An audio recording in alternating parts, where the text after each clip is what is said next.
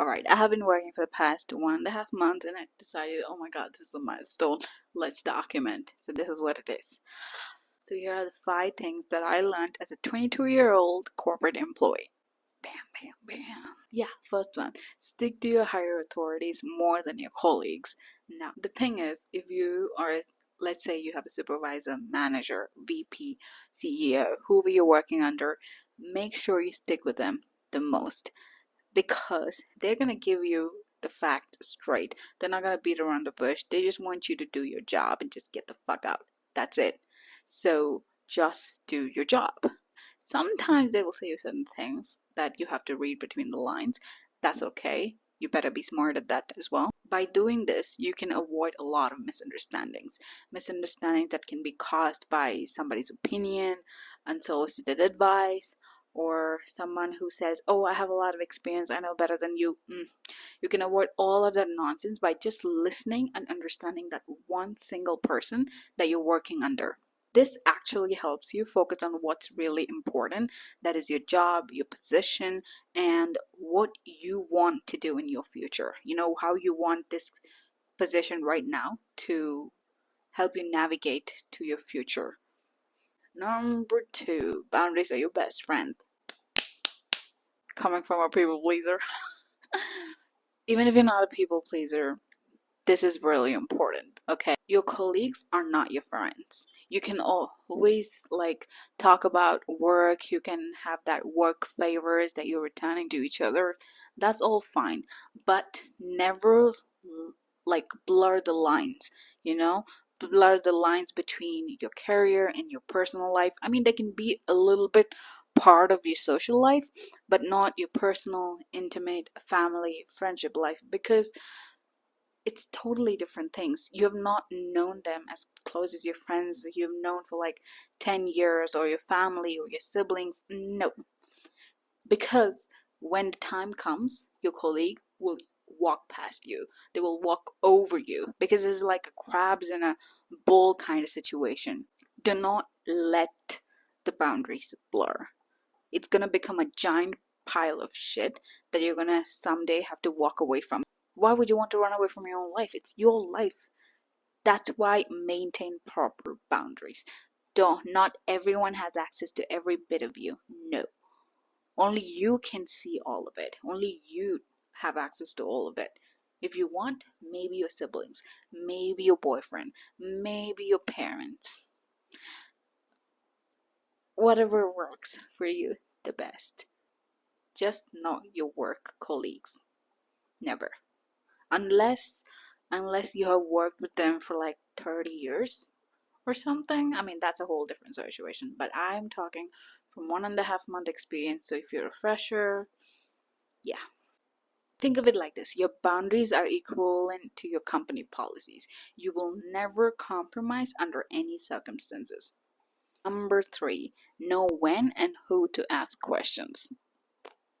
This can work in your favor in the long term at most. The thing is, when you ask questions, you kind of open yourself and become a little bit vulnerable. When you ask questions, you're letting people know that you don't know about these things. And imagine a colleague who is competitive, who kind of despises you, or who is envious of you. They will definitely use this for their advantage. So you can't ask anyone questions just like that. The best example that I can give you is, imagine there's a new employee called Sarah.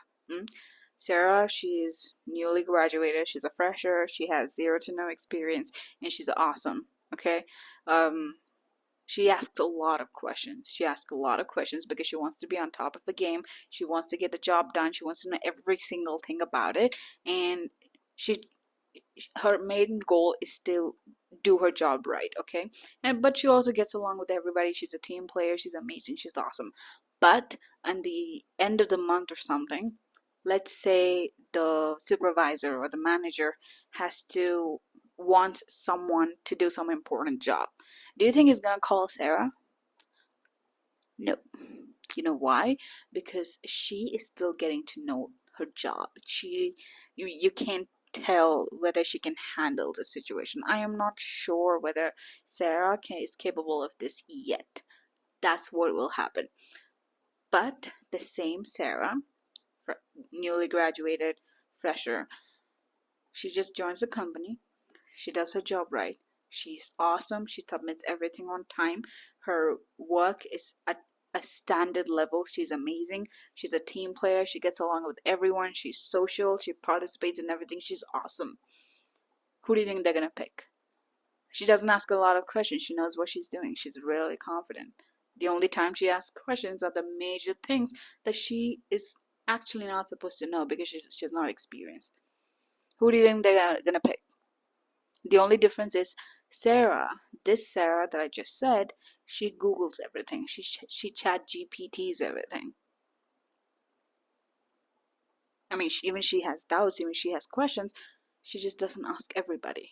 And even when she asks only her supervisor and manager. So when she asks those questions only to the manager, they build trust. They build a bond. So who do you think they're gonna pick? You know who. Now it's basically the survival of the fittest, and you gotta be on top of your game. You can't show any slack. You can avoid as much as possible. 4. Oh my god.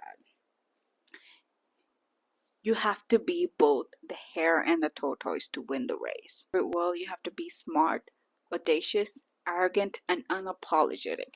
Guys, you're gonna become one of that person in the corner of the office who gets the entire team's work dumped on. You don't want that. Not just for that, but also to climb up higher. Because when you know what you want, when you're confident, when you're like focused on what on your career and how to navigate it, how you're gonna keep going on from here, when you're really clear about it, you're gonna be as steady and focused and fast as the hare. So you're gonna seize that opportunity, but you also have to be calm and steady like the tortoise. You cannot take breaks. You cannot take long breaks. You take short breaks. You go at a steady pace, and when the time comes, you win it.